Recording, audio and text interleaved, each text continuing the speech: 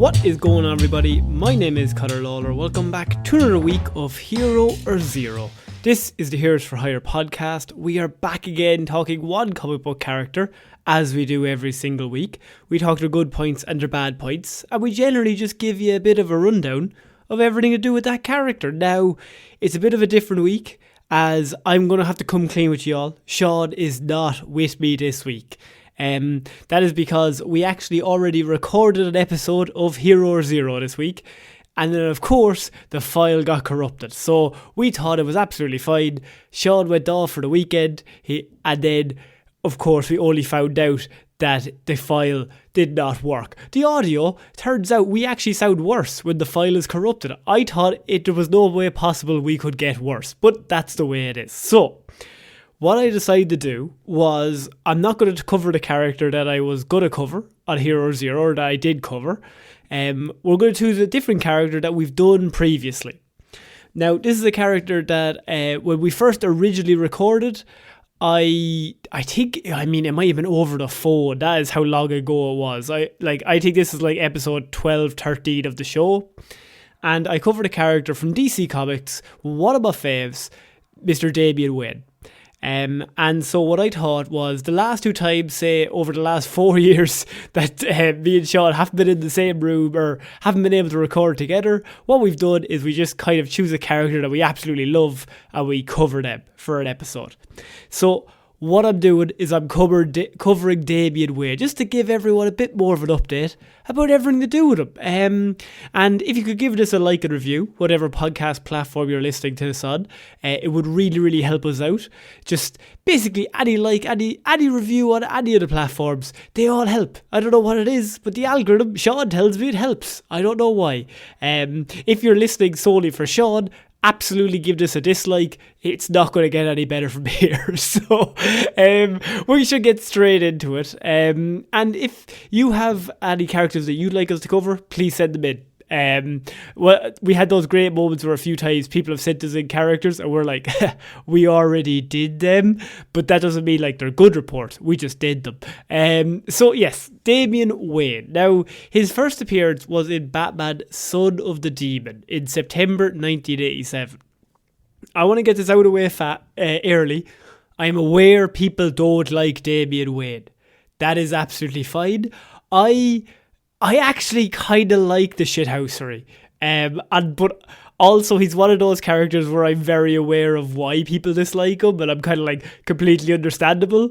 It's like when you have like kind of a dickhead friend in your friend group, and everyone's like, he's a bit of a dickhead, and you're kind of like, yeah, but he's kind of like our dickhead. Like, for some reason we keep him around because, I don't know, that's just the way it is. So that's kind of how I view Damian Wayne, is that when other people are like, I don't like him, I'm like, yeah, I can see why, but also I can also see that maybe he has some likable traits, and that's what I wanted to kind of cover here.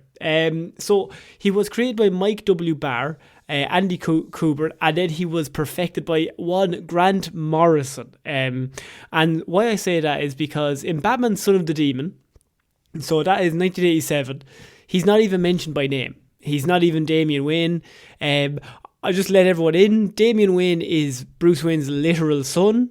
Him and Talia al Ghul. So Ra's al Ghul, his daughter Talia, her and Batman, they have a bit of an on-again, off-again relationship, but the whole thing is like, but your dad wants to kill everyone. That's always a hindrance to any sort of loving relationship. I can kind of side with Batman on that one. So what happens is, they're on again at that point. Now, depending on how you view the comic book, I think it was rewritten that originally she drugged Bruce Wayne and like date raped him, but that was retroactively from Grant Morrison. But originally it was just consensual, and they just had a bit of a romance. And through that romance came one child that Talia did not tell Bruce about. And so how it goes is that Damian, he was first introduced just as he was completely unknown to Batman. His existence was unknown. He was also, and this is where it gets comic booky, genetically perfected and grown in an artificial womb once Talia realised that she was pregnant, because they wanted to make the perfect replacement to Bruce Wayne.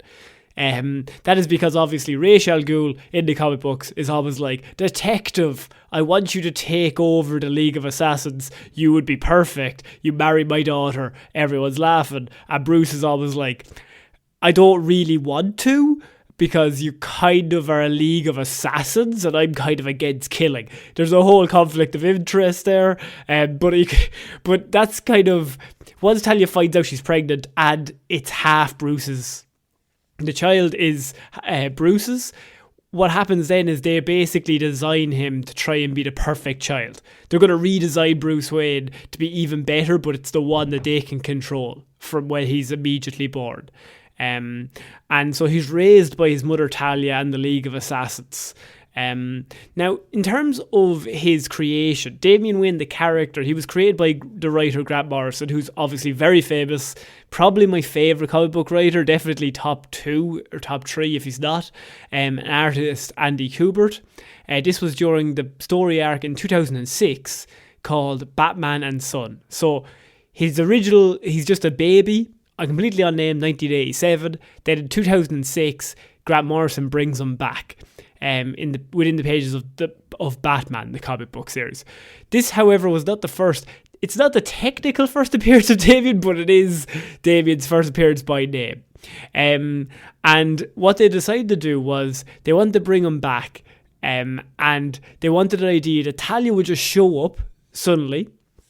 And so just to reiterate, Batman Son of the Demon in 1987 was out of continuity at this point, which is why nobody ever thought, God, where's Bruce's son?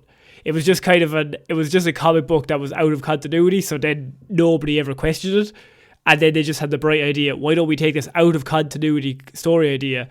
Talia turns up one day in Gotham and is like, I have this child, he's 10 years old, he's yours, Bruce, soz, and then just leaves him there and fucks off. And that is the plot of Batman and Son. So Talia turns up and she just basically kind of drops him there. And the idea is that it's just to fuck with Batman. It's just to try and ruin Batman's, his concentration, definitely, and sabotage his operations. Well, she plans to take over. She's doing a whole, if I remember correctly, I'm pretty sure there's man-bat ninjas in that story. It's been a few years since I read it, but there's definitely man-bat ninjas, I'm pretty sure, in that story. It's a whole, comic books are weird. You know how it is. So while under Bruce's care, Damian, who is now 10, he's rash, he's abrasive, he's violent, he's a bit of a fucking dick, right? And not even a bit, a lot of a dick. He's just the worst. He's the biggest shithouse you've ever met. Because if you think about it, he's been raised since he was born by the League of Assassins. His grandfather is Ra's al Ghul and his mother is Talia al Ghul. He's been taught to kill since he could walk. So he's the ultimate killer even though he's 10. He's also been treated like basically the second coming of Jesus since he was born by all of the assassins. So, because he's seen as Raish's logical his heir. So, it's basically, from the day he's born, he's treated like you're the greatest thing ever. There's nothing wrong with you. You are absolutely perfect. You could kill everyone. You will never lose a battle. And that feeds through. So when he turns up to Gotham, he's like, I'm the greatest of all time. And you can see how that as a character trait could be seen as quite bad, especially from a 10-year-old child, where Bruce is kind of like, you're a fucking dick. Which, if anyone's ever read any Bruce Wayne stories, you can probably assume he definitely says to him. So he's absolutely just the worst. And in an attempt to prove his crime-fighting worth, he even goes out and he kills a villain called Spook, or the Spook. He decapitates the Spook. So it's like a cat bringing back a dead pigeon and is like, look what I got you. Isn't that exactly what you wanted? As a gift. So he brings back the Spook's head to Bruce and he's like, huh? Stopped crime. Look at this. I'm basically I'm like Batman 2.0 at this point. And Bruce is kind of like, no, that is not what we do here. That is absolutely not what we want. He then also attempts to kill one of my second favourite comic book character of all time, Tim Drake. And the reason for that is completely logical. I'm not even being sarcastic here. He's turned up. He's Bruce's biological son. He's like, I'm perfectly set to be Robin right now. Tim Drake is Robin at this point in the comic books. So Damian shows up. There's this kid that's not related to Bruce, has no connection to Bruce. He's walking around as a sidekick. Damian doesn't like that. So Damian's like, I'm the rightful heir. I should be Robin. I'm your biological son. And Tim, who's well within his rights, is like, I've been Robin for 5 years at this point. Like, who the fuck are you? I also think what complicates it more is Bruce had adopted Tim in the stories at this point. So he was like his adopted son by law. Which completely confused everything even more so, because Damian's like, yeah, but then you're just adopted, whereas I'm actually his DNA. So, just being a dick about the whole thing. He tries to kill Tim Drake in a way to just, become Robin. Like, if you're dead, father will have to give this to me. He calls Bruce father all the time. It's really annoying, but also completely in character for the little dick that he is. And so Bruce is like, you can't do any of this shit.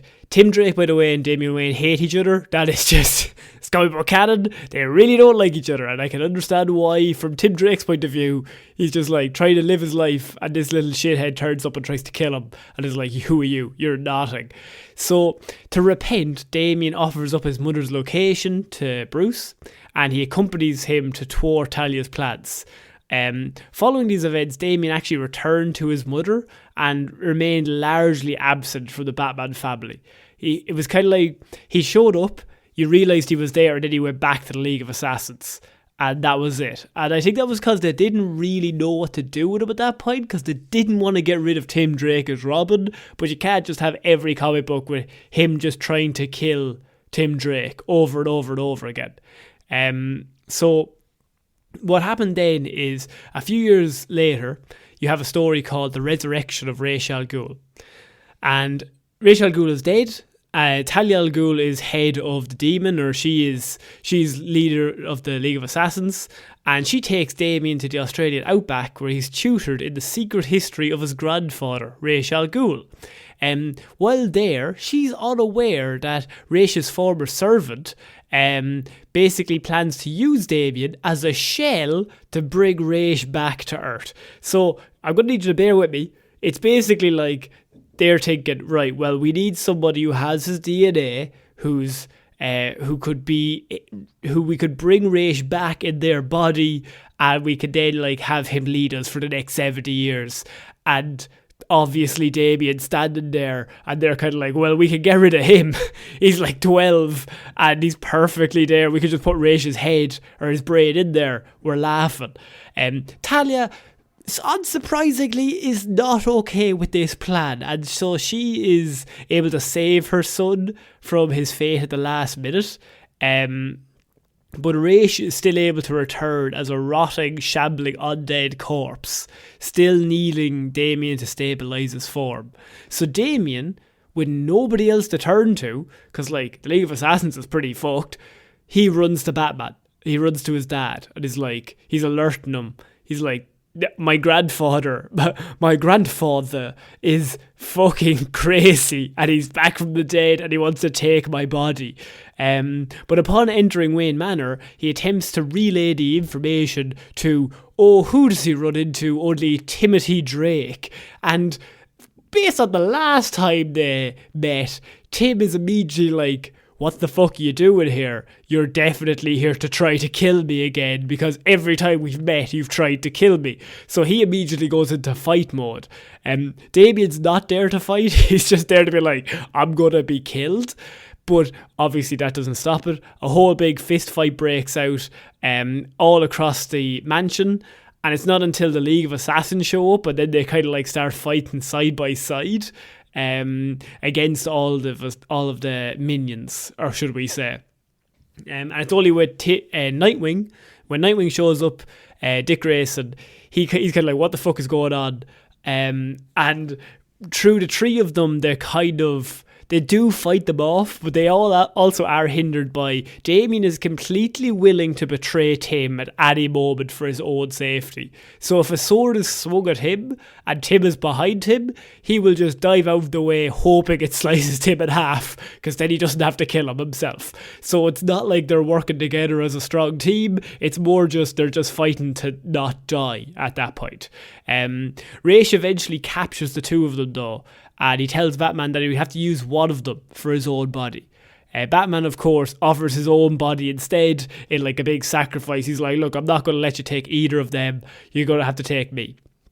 Raish refuses the offer, feeling that he needs someone of a younger age. He likes them younger, Raish. That doesn't sound good. But also, he's a homicidal maniac, so I mean, don't really want to ruin his reputation. Batman offers a third alternative, because it's comic books, which is a fountain of essence, which contains the qualities of a Lazarus pit. It's comic books, there's a fountain. Don't question it. Batman and Raish go in search of the fountain, leaving Tim, Damian, Nightwing, Alfred and Talia to basically battle against the League. Damian leaves his mother and Tim to an unknown fate. He just fucks off and bails, while he goes off to be with his father. Unfortunately, he ends up captured by Raish and nearly loses his life. Batman and the others manage to save him, and Talia takes her son and escapes, so they get out of there. But it was at that point where he's like, oh, maybe my dad isn't actually that bad. He tried to sacrifice himself multiple times for me. And now we come to and I've mentioned this so many times on the show, one of my favourite comic book runs of all time is Batman R.I.P. and Battle for the Cowl.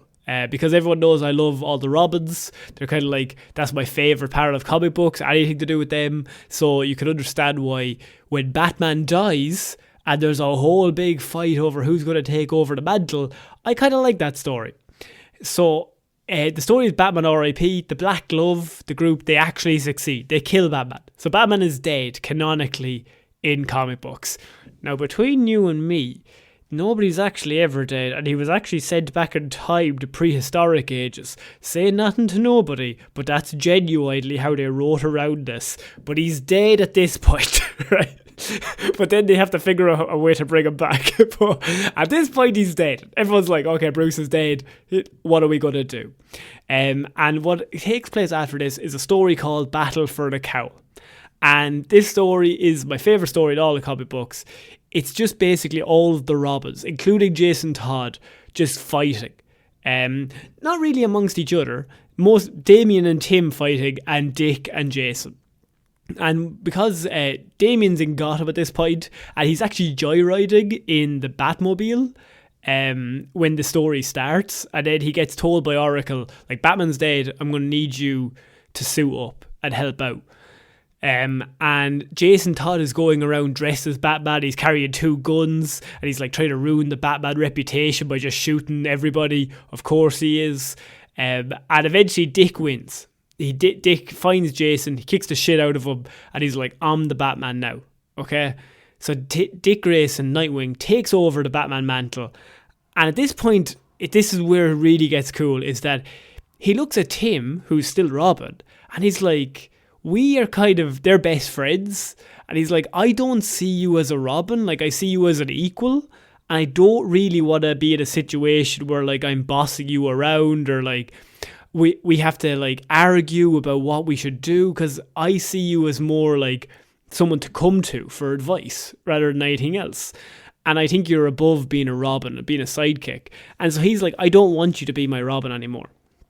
Tim is obviously very upset because like he wants to be Robin, but what Dick says is Damian needs to be Robin because he is a very flawed human being, and he's really fucking up his own hole, and he thinks he's amazing, and he's just a terrible person at this point.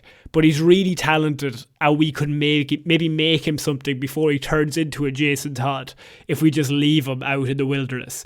And so Tim's like, okay, Dick's just been a nice guy, fair enough. So what starts this is the Grant Morrison 09 run to 2009 to 2011 run in comic books, where Dick Grayson is Batman and Damian Wayne is Robin. And it's such a fucking great dynamic. Like, you have Damian, who is just, he hates everyone. Like, and he constantly tells Dick that he's not up to it, that he has no respect for him, that like he's going to have to earn his respect. Like, this 12-year-old kid's respect, you're going to have to earn my respect.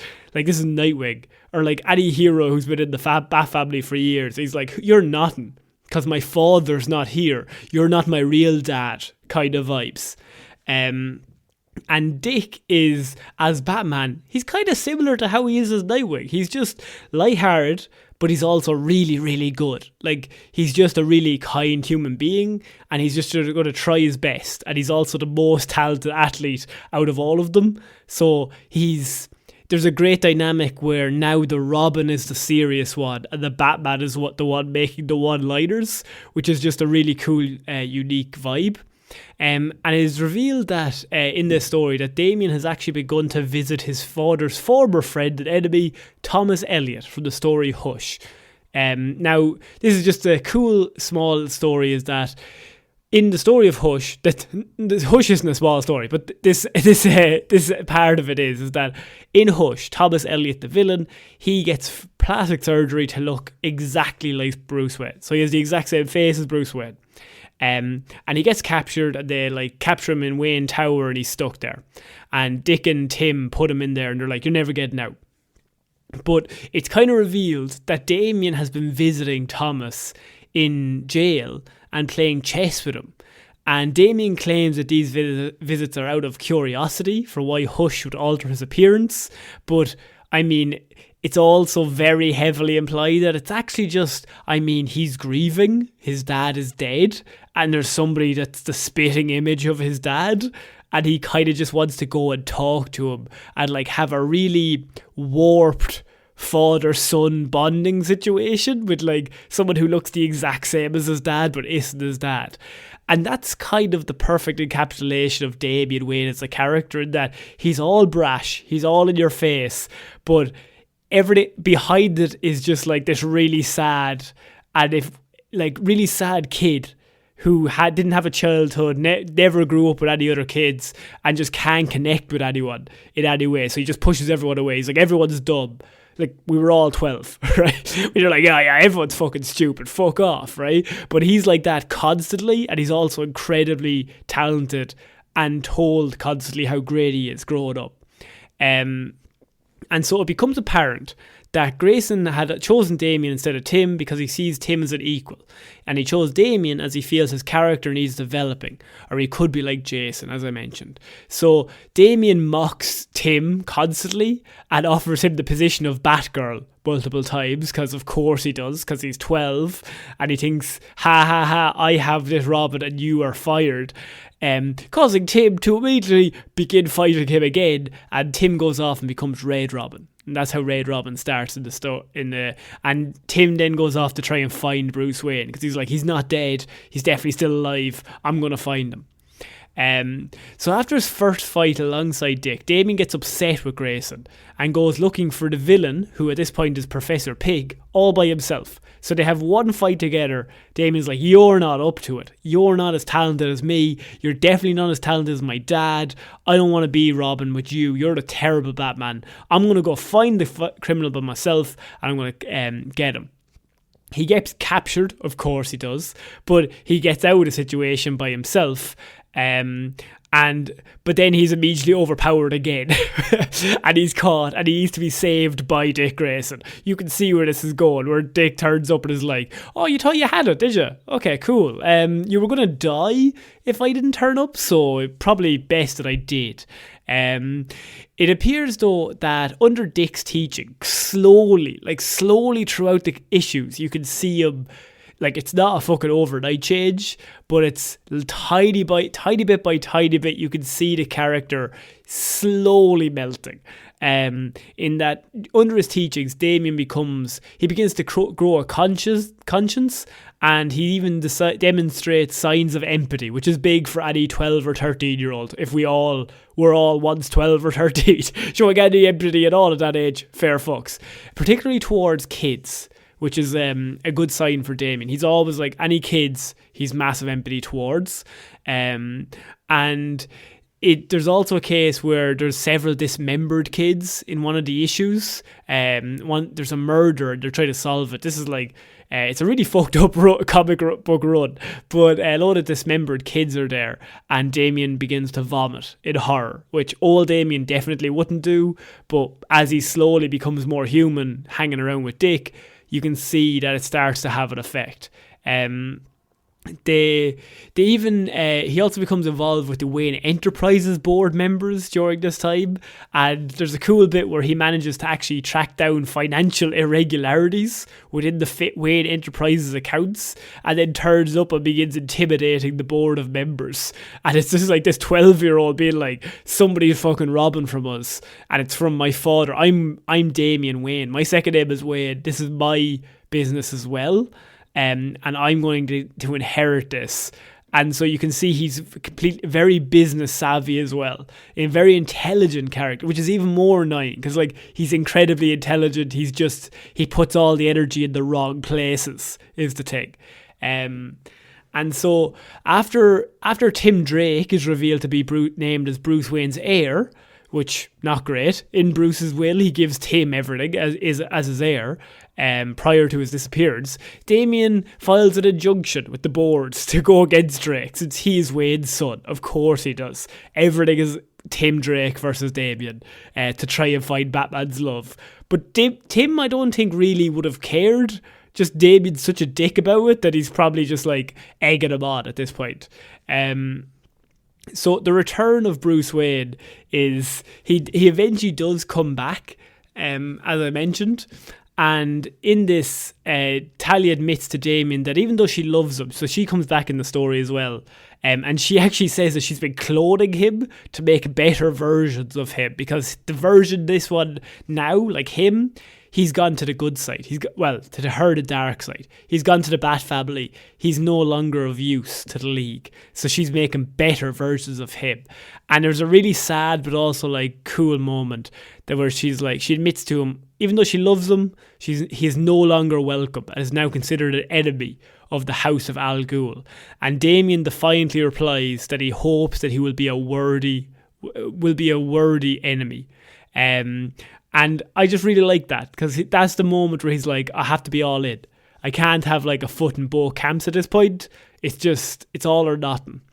And so there's also one very small scene that I really like with Damian is that Dick is Batman and he's with Gordon and they're off on a mission. And the Joker is being interrogated. He's in a room tied up. And Damian shows up and Damian walks in and over the radio Gordon gets a message that basically says, oh, like Robin's here, he's after going into the room with Joker, what should we do? And Dick immediately turns the car around, he's like, we gotta get back to the fucking station right now. And Gordon's like, oh fuck yeah, like Joker's gonna kill that kid. And Dick says, no, he's going to kill Joker. Like, that kid's a fucking psychopath.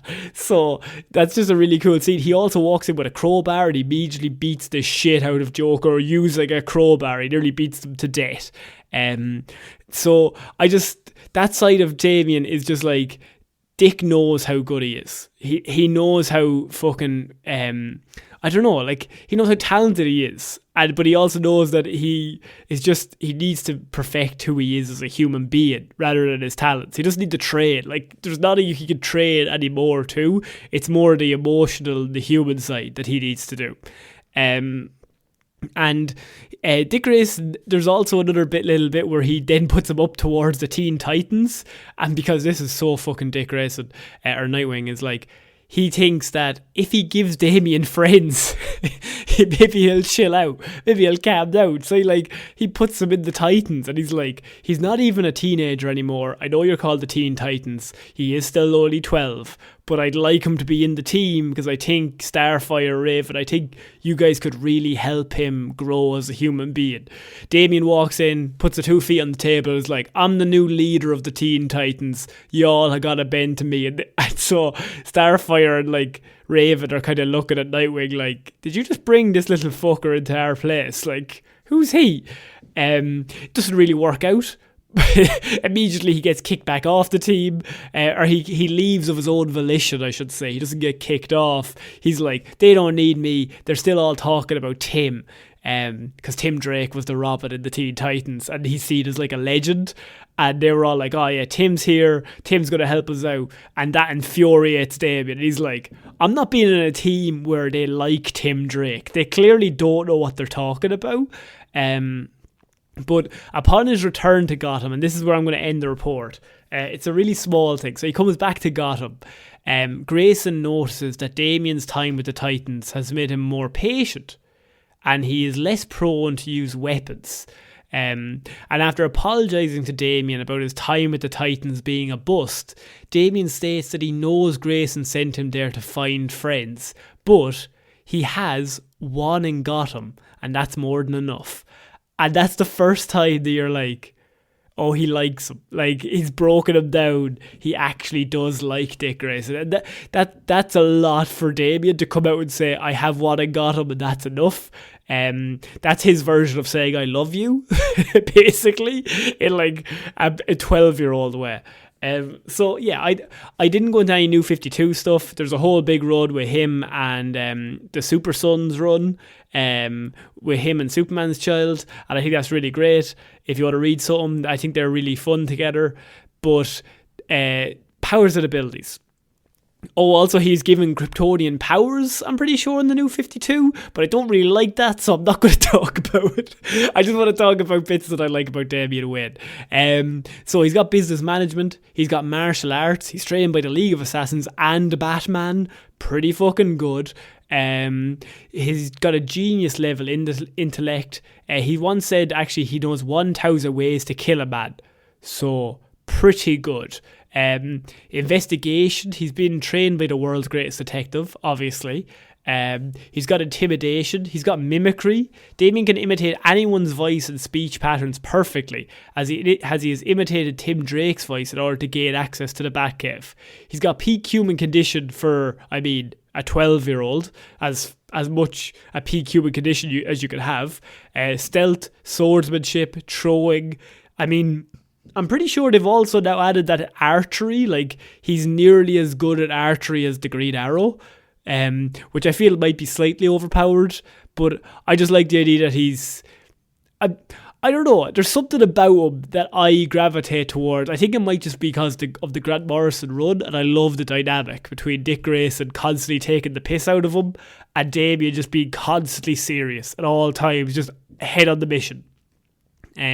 His weaknesses are arrogance, mostly. More often than not, Damian believes himself to be better than he actually is, and that is where the great character moments happen. This has allowed him to underestimate opponents as well as irritate his allies at almost every possibility. So that is my report on Mr. Damian Wayne, a character often insulted, often disliked, but I feel like I would urge anyone to go back and just read the 09 run. You can read some of the New 52 stuff as well. Like, a lot of that is pretty good, but I think that is really where it kind of comes into its own. That's kind of the birth of the relationship for me that made me like take notice of him, because Tim Drake, his hatred of Tim Drake, that's kind of entertaining, but there's something really likable about this ice cold character being slowly broke down by the nicest man in comic books. Like, just Dick Grayson constantly being positive all the time just eventually wears him down, and he's just no longer constantly a dick. He's still 80% a dick, but not a full dick. I think of that scene from Guardians of the Galaxy, but he's not a complete asshole. But yeah, so that is my report for Damian Wayne. If you liked what you heard, we do lots of reports on lots of different comic book characters. My apologies for this coming a day late. Obviously, with the corrupted file and everything, it was a bit of a shit show trying to get it all together, but I'm here, I recorded it, we're all good. But yeah, if you could give us a like and review, whatever podcast platform you're listening to this on, you can follow us on basically every platform that we're on. We have at Heroes for Hire Pod, the 4 is the number 4 on Twitter. Facebook and Instagram are just Heroes for Hire Podcast. We also have a Facebook group called Heroes for our Detective Divilman's discussion group, and we have a Patreon, which every single month we put up more comic book movie stuff, and we review one comic book movie from like a few years ago, and could be like 20 years ago, could be 10 years ago, and we just see if it still holds up. We call it the Lazarus Pit. We've got like, I don't know how many reviews we have up there now, but it's quite a few. So it's $5 a month, and you basically get access to, I don't know, a shit ton of reviews at this point. I can't put a number on it. It's been years that we've been doing it every single month, so they all kind of add up at this point. But most importantly, if you could tell one human being that we exist, and I have been Conor Lawler, we shall see you all on Monday, guys, for Movie Mondays. Bye!